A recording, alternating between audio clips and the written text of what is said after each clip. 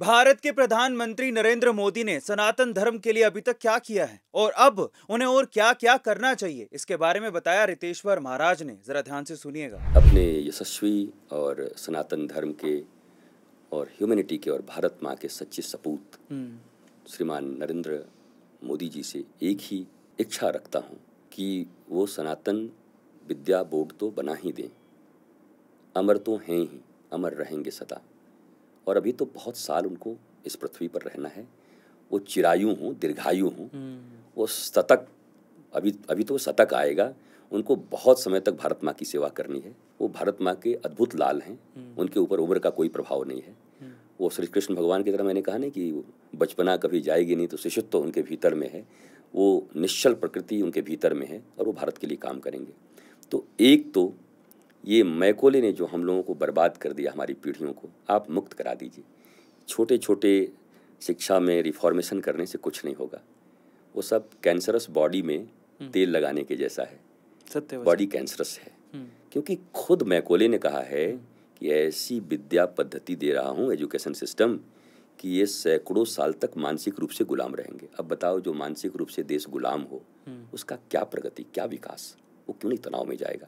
और वो तो फिर गुलाम हो जाएगा। तो सबसे पहले आधार तो यही है कि जिसने बनाया है उसी अंग्रेज ने लिखा हुआ है, उसी आधार पर एक दिन में खारिज कर दीजिए ना। पुलिसिंग व्यवस्था जो 1861 की है, ब्रिटिशों की बनाई हुई, हम अपना बनाते हैं ना, सनातन संस्कृति के अनुसार।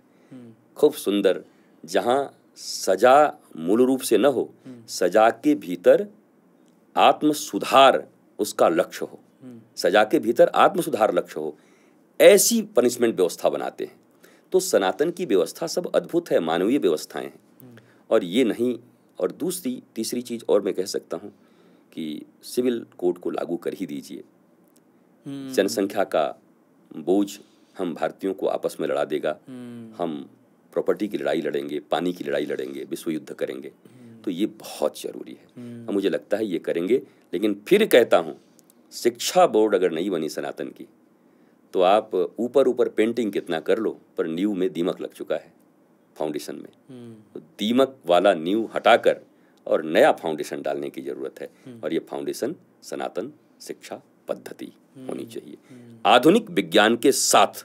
क्योंकि हमारे बच्चे तो अमेरिकन डॉक्टर्स में 18 डॉक्टर हमारे थे, कभी पेंटागन में हमारे बच्चे हैं, कहाँ नहीं हैं। तो इतनी मेधा है, इतनी प्रतिभा है बच्चों के पास, भारतीयों के पास।